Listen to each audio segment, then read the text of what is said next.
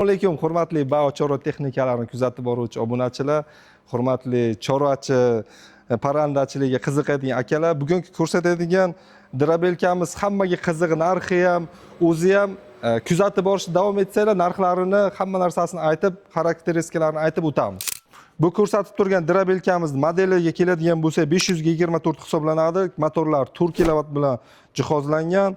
3000 оборот, o'zin sof og'irligi 88 kilo.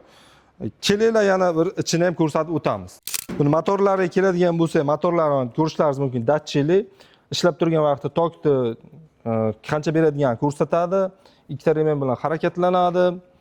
Ana avtomat bo'ladi o'ziga, zavodskiga qo'yilgan. Tishlariga keladigan bo'lsa, 6 ta tishlar bor, mana kalyonni, bunaqa tishlar kemalatoy bor, donni maydalab berish uchun. Tomonlariga keladigan bo'lsa, donni chiqarish uchun bu tomondan donni tashlaysizlar, bu tomondan uzun hashaylar uchun, ho'l quruq hashaylar uchun bu tomondan chiqarib beradi. Xohlasanglar pastdan, xohlasanglar tepadan. Setkalar mana ikkita don uchun, 3 ta hashay uchun bo'ladi.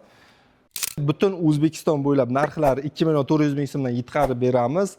Obuna bo'lmaganlar obuna bo'lib qo'yishlaringiz mumkin. Bundan da qiziqroq videolarimiz hali oldinda.